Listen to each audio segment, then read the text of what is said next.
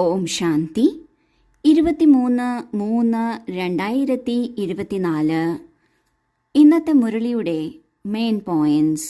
മധുരമായ കുട്ടികളെ, ഏതുപോലെ ബാബയും ദാദയും രണ്ടുപേരും നിരഹങ്കാരികളായിരുന്നു, നിഷ്കാമ സേവനം ചെയ്തിരുന്നു, തനിക്കായി ഒരു ആഗ്രഹവും ഉണ്ടായിരുന്നില്ല. ഇതുപോലെ നിങ്ങൾ കുട്ടികളും ബാബയ്ക്ക് സമാനരാകൂ. ശിവബാബ തനിക്ക് അപകാരം ചെയ്യുന്ന എല്ലാവർക്കും ഉപകാരമാണ് ചെയ്യുന്നത്. നമ്മൾ ഭക്തിമാർഗത്തിൽ അറിയാതെയാണെങ്കിലും എപ്പോഴും ബാബയെ ഇൻസൾട്ട് ചെയ്യുകയാണ് ചെയ്തിട്ടുള്ളത്. സർവവ്യാപിയാണെന്നും ദുഃഖം തരുന്നവനെന്നും എല്ലാം പറഞ്ഞ്.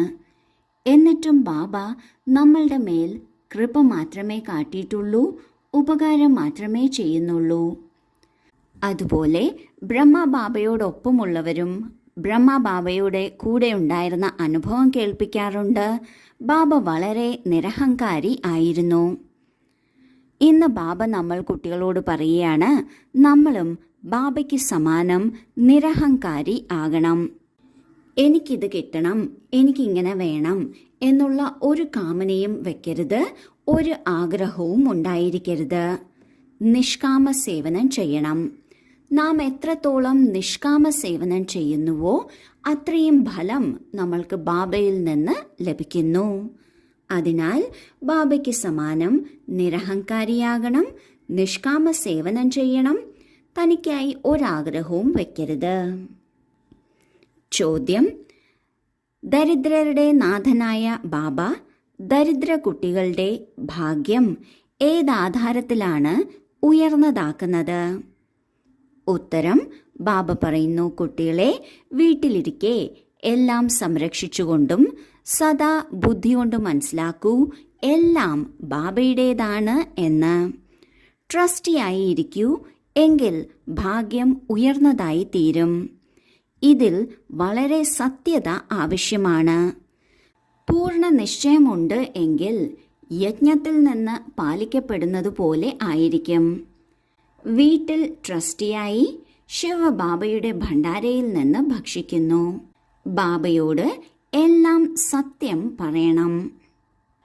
പാവപ്പെട്ടവരും സാധാരണക്കാരുമായ കുട്ടികളുടെ ഭാഗ്യം ബാബ എന്താധാരത്തിലാണ് ഏറ്റവും ഉയർന്നതാക്കി മാറ്റുന്നത്? ബാബ പറയുന്നു, കുട്ടികൾ വീട്ടിലും കുടുംബത്തിലുമിരിക്കെ എല്ലാം സംരക്ഷിച്ചുകൊണ്ട് എല്ലാം പരിപാലിച്ചുകൊണ്ടും എല്ലാം തന്നെ ബാബയുടേതാണ് എന്ന് മനസ്സിലാക്കുന്നുവെങ്കിൽ അവരുടെ ഭാഗ്യം ബാബ ഏറ്റവും ഉയർന്നതാക്കി മാറ്റും. അതായത് നാം ട്രസ്റ്റിയായി നിൽക്കണം. ട്രസ്റ്റി എന്നാൽ സൂക്ഷിപ്പുകാരൻ. ഉത്തരവാദിത്വം മുഴുവൻ ബാബയ്ക്കാണ്. ബാബയുടെ നിർദ്ദേശമനുസരിച്ച് നമ്മൾ മുന്നോട്ട് പോകുന്നു. എന്നാൽ ഈ കാര്യത്തിൽ വളരെയധികം സത്യത ആവശ്യമാണ്. പൂർണ്ണമായ നിശ്ചയമുണ്ടായിരിക്കണം, എല്ലാം ബാബയുടേതാണ്, എൻ്റേതായി ഒന്നുമില്ല എന്ന്. ഈ പൂർണ്ണ നിശ്ചയം ഉണ്ട് എങ്കിൽ ഒരു തരത്തിൽ യജ്ഞത്തിൽ നിന്ന് പാലിക്കപ്പെടുന്നത് പോലെ ആയിരിക്കും. വീട്ടിലാണ് നിൽക്കുന്നത്, പക്ഷേ ശിവഭോലാനാഥൻ്റെ ഭണ്ഡാരിയിൽ നിന്നാണ് കഴിക്കുന്നത് എന്ന ഫീലിംഗ് ഉണ്ടാകും. എന്നാൽ എല്ലാ കാര്യത്തിലും ബാബയോട് സത്യം തന്നെ പറയണം. ഒന്നും തൻ്റേത് എന്ന രീതിയിൽ ഒളിപ്പിച്ചു വെക്കരുത്, അല്ലെങ്കിൽ മാറ്റി പറയരുത്. ഏതുപോലെ ഗ്രഹനാഥന് വീട്ടിലുള്ളവരുടെ എല്ലാ കാര്യങ്ങളും അറിയാമായിരിക്കും. ഗ്രഹനാഥനിൽ നിന്ന് ഒന്നും ആരും ഒളിപ്പിച്ചു വെക്കാറില്ല. അതുപോലെ ബാബയെയും ഗ്രഹനാഥനാക്കി എല്ലാ കാര്യങ്ങളും സത്യമായി ബാബയോട് പറയണം. ധാരണയ്ക്കുള്ള മുഖ്യസാരം: 1. സദാ ഈ ഒരു ലഹരിയിലിരിക്കണം. നമ്മൾക്ക് ശാന്തി, സുഖം, സമ്പത്തിൻ്റെ സാഗരമായ ബാബയെ ലഭിച്ചിരിക്കുകയാണ്. നമ്മൾക്ക് എല്ലാം ഒരാളിൽ നിന്നാണ് ലഭിക്കുന്നത്. ഇങ്ങനെയുള്ള ബാബയുടെ മുന്നിൽ നമ്മൾ ഇരിക്കുകയാണ്. ബാബ നമ്മളെ പഠിപ്പിക്കുകയാണ്. 2. തൻ്റെ അഹങ്കാരം വിട്ട് ബാബയ്ക്ക് സമാനം നിഷ്കാമ സേവനം ചെയ്യണം. നിരഹങ്കാരിയായി ഇരിക്കണം. സന്ദേശവാഹകരായി എല്ലാവർക്കും സന്ദേശം നൽകണം. ആദ്യത്തെ പോയിന്റിൽ ബാബ പറയുന്നു, എല്ലായ്പ്പോഴും ഓർമ്മിക്കണം, നമ്മൾക്ക് സുഖത്തിൻ്റെയും ശാന്തിയുടെയും സമ്പത്തിൻ്റെയും സാഗരനായ ബാബയെ ലഭിച്ചിരിക്കുകയാണ്. ആ ബാബയിൽ നിന്ന് തന്നെയാണ് നമ്മൾക്ക് എല്ലാം ലഭിക്കേണ്ടത്. ആ ഒരു ബാബയുടെ മുന്നിൽ നമ്മൾ ഇരിക്കുകയാണ്. നമ്മൾ എവിടെ പോവുകയാണെങ്കിലും നമ്മൾ ബാബയുടെ കണ്ണിലാണ്. അതിനാൽ എല്ലായ്പ്പോഴും ബാബയുമായി ഉള്ള കണക്ഷൻ ഉണ്ടായിരിക്കണം. ഇങ്ങനെയുള്ള ബാബ നമ്മെ പഠിപ്പിക്കുകയാണ്. ഇത്തരത്തിൽ ഓർമ്മിച്ചോർമ്മിച്ച് ഈ ഒരു സന്തോഷത്തിലും ലഹരിയിലും ഇരിക്കണം. രണ്ടാമത്തെ പോയിന്റിൽ ബാബ പറയുന്നു, നമ്മൾ ഒരിക്കലും അഹങ്കാരത്തിൽ വരരുത്.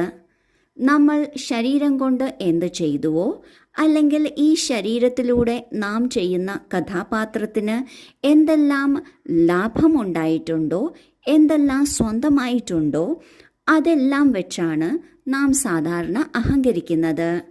ഇവയെല്ലാം വിട്ട് നാം ആത്മാവാണ്, പരമാത്മാവിൻ്റെ കുട്ടിയാണ്. ഈ ഒരു സ്ഥിതിയിലിരിക്കുമ്പോൾ നമ്മൾക്ക് അഹങ്കാരം ഉണ്ടാകില്ല. ഇപ്രകാരം അഹങ്കാരം വിട്ട് ബാബയെ പോലെ നിഷ്കാമ സേവനം ചെയ്യണം. നിരഹങ്കാരി ആയിരിക്കുകയും വേണം. ബാബയുടെ നാം സന്ദേശവാഹകരാണ്. അങ്ങനെയുള്ള ബാബയുടെ സന്ദേശവാഹകരായി ലോകത്തിലുള്ള എല്ലാവർക്കും ബാബയുടെ സന്ദേശം നൽകണം. ഒരാൾ പോലും വിട്ടുപോകരുത്. വരദാനം: സർവ പദാർത്ഥങ്ങളുടെയും ആസക്തിയിൽ നിന്ന് വേറിട്ട് അനാസക്തരും പ്രകൃതി ജീതരുമായി ഭവിക്കട്ടെ.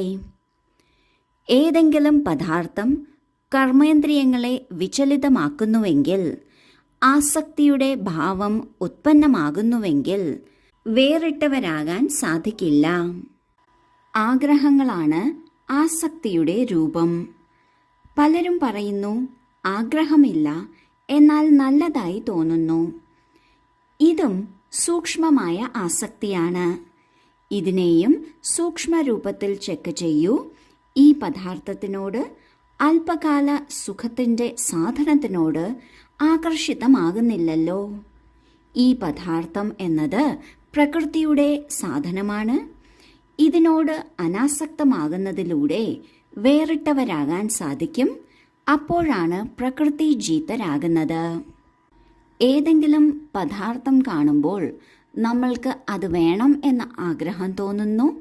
ശരി, ആഗ്രഹമില്ല, എന്നാൽ അത് വളരെ നല്ലതാണ് എന്ന് തോന്നുന്നുവെങ്കിൽ അതും ഒരു തരത്തിൽ ആകർഷണമാണ്.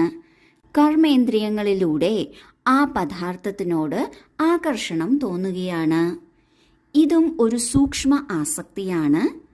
ഈ സൂക്ഷ്മ ആസക്തിയെയും മാറ്റിയെടുക്കേണ്ടത് ആവശ്യമാണ്. കാരണം ഏതു പദാർത്ഥമായാലും അത് പ്രകൃതി കൊണ്ട് ഉണ്ടാക്കിയതാണ്.